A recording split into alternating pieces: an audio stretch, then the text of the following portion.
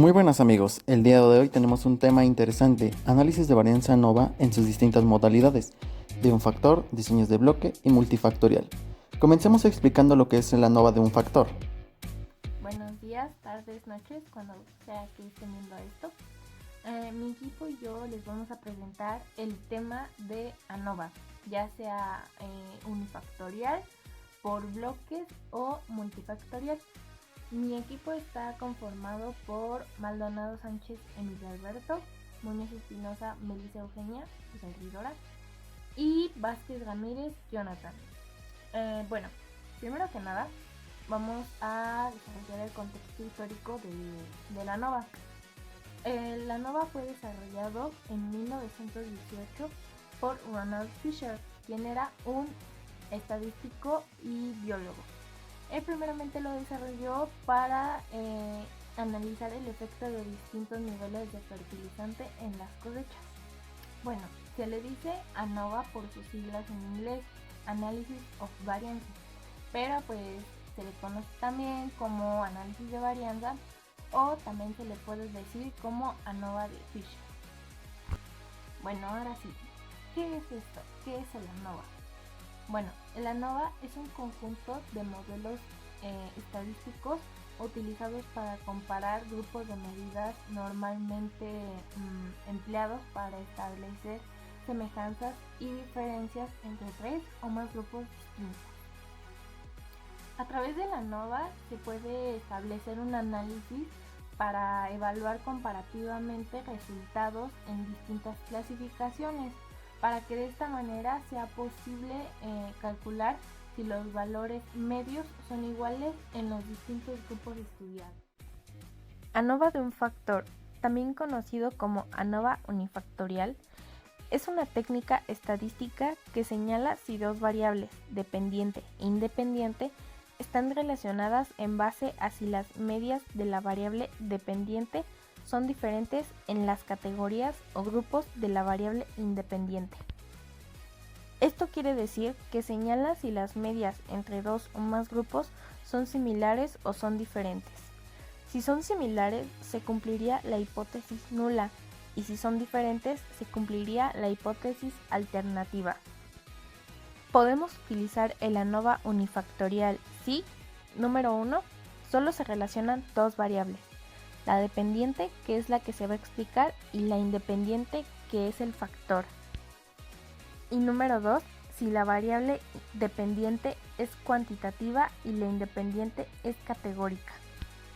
Cuando ya se está seguro de que se quiera aplicar el ANOVA unifactorial, tenemos que calcular el estadístico F, pero antes de calcularlo vamos a interpretar primero el valor de F y la significación.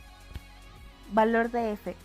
Cuanto más alto sea F, más están relacionadas las variables, lo que significa que las medidas de la variable dependiente difieren o varían mucho entre los grupos de la variable independiente. Significación. Si el valor es menor de 0,05, es que las dos variables están relacionadas y por tanto hay diferencias significativas entre los grupos. Ahora sí pasemos al estadístico F. Este estadístico se obtiene al estimar la variación de las medias entre los grupos de la variable independiente y dividirla por la estimación de la variación de las medias dentro de los grupos. Esto significa que divide la variación entre los grupos por la variación dentro de los grupos. Si las medias entre los grupos varían mucho y la media dentro de un grupo varía poco, el valor F sería más alto y por tanto las variables estarán relacionadas. A continuación, algunos ejemplos de ANOVA unifactorial. Número 1. Quiero averiguar si el número de hijos varían según el nivel educativo. Para ello comparo las medias de números de hijos entre los diversos niveles educativos, sin estudios primarios, secundarios ni universitarios. Utilizaré los datos de la encuesta mundial de valores realizadas entre 2010 y 2014 en 58 países del mundo. En SPSS realizaré una comparación de medias y ANOVA de un factor. Posteriormente introduciré las dos variables que quiero analizar. Número 1. El número de hijos, la variable cuantitativa, que va de 0 hasta 8 o más hijos. Esta será la variable dependiente o a explicar. Y número 2. La clase social, es la variable independiente o el factor. Las categorías o grupos de la clase social son clase baja, clase trabajadora, clase media baja, clase media alta y clase alta. El resultado es el siguiente. En la tercera columna se observan las medias para cada grupo de clase social. Si nos fijamos en las medias del número de hijos en cada grupo de clase social, podemos observar que a medida que aumenta la clase social, desciende la media del número de hijos. Las personas de clase baja tienen media de 2,18 hijos, las de clase trabajadora 1,88 hijos, las de clase media baja 1,78, las de clase media alta 1,70 y las de clase alta tienen media de 1,69 hijos. El valor de F es 137,477 y la significación es 0,000. Al ser la significación menor que 0,05, es que las diferencias de la media de hijos entre los grupos de la clase social son significativas.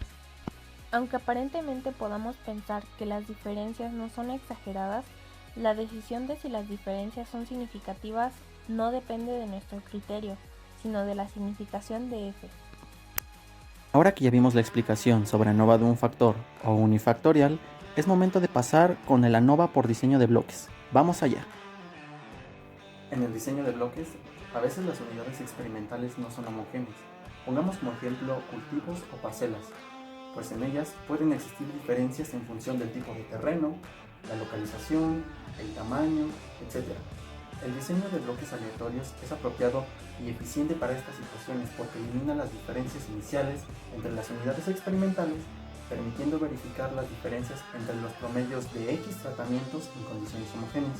Este diseño adjudica todos los tratamientos a cada uno de los bloques de unidades experimentales, homogéneas obviamente. Así se obtiene un efecto real de los tratamientos no distorsionados o encubiertos por la variación entre bloques de diferentes características. En el estudio de este modelo debe de tenerse en cuenta que nunca existe interacción entre el factor tratamiento y el factor bloque. La SCB, o suma de cuadrados del bloque, se usa con el fin de aislar el efecto provocado por la falta de homogeneidad entre las unidades experimentales. El tratamiento estadístico para el modelo de diseño de experimentos como un factor tratamiento y un factor bloque es exactamente igual que el diseño de experimentos con dos factores, tratamientos sin interacción. Sin embargo, su planteamiento y objetivos son diferentes. Nuestro objetivo al utilizar el diseño por bloques es tener comparaciones precisas entre los tratamientos bajo estudio. Utilizar bloques es una forma de reducir y controlar la varianza del error experimental para tener una mayor precisión. En el diseño completamente al azar se supone que las unidades experimentales son relativamente homogéneas con respecto a factores que afectan la variable de respuesta. Sin embargo, algunas veces no tenemos disponibles suficientes unidades experimentales homogéneas. Cualquier factor que afecte la variable de respuesta y que varíe entre unidades experimentales aumentará la varianza del error experimental y disminuirá la precisión de las comparaciones.